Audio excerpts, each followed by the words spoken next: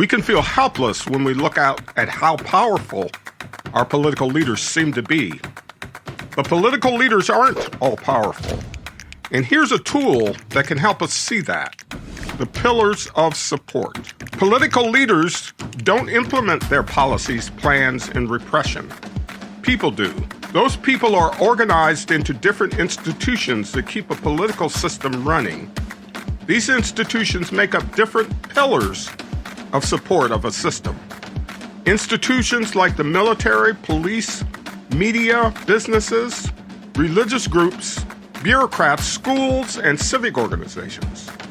These groups can either support democracy or help prop up an undemocratic system depending on where their support goes. They are the operators of the system. Take businesses. They might fund political campaigns that marginalize entire communities. Faith leaders might give moral cover to anti-democratic figures. Federal workers might carry out regressive or repressive policies. But if those pillars pull their support, the system starts to crack. So smart movements focus their energy on the pillars, not just the politicians. By applying pressure to local business, services, or civic groups, they can change public opinion and win real progress. In more repressive situations, when wins are more challenging, people may need to work harder to get pillars to weaken or remove support. In South Africa in the 1980s, global and local boycotts forced major corporations to break from the apartheid regime, resulting in its fall.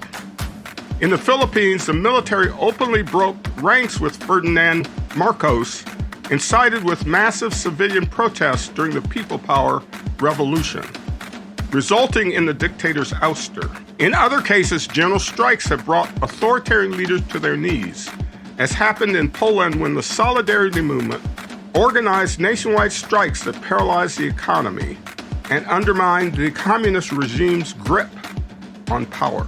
Not all pillars have to move, but when enough key ones are removed or their support is restricted, the unjust regime falls. Each pillar is made up of individuals and subgroups with their own beliefs, values, and limits. And individuals can change. That's why building relationships across communities, race, religion, professions matters. Everyone has a role. The key is to figure out which pillars matter most around you. Your work, your town, your state, your region, or any institutions you're a part of that can withdraw their support.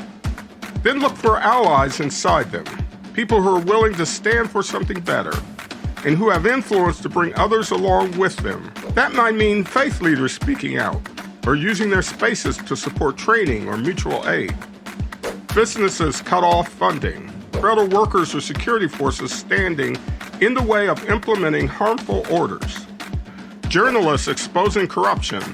It might mean quiet moves behind the scenes or public condemnations, all the way to joining boycotts, protests, or outright refusal to participate in orders. Visualizing these pillars of support helps us understand what props up authoritarian power. And in organizing to withdraw that support, we find real leverage. That's how we protect each other and democratic freedoms together.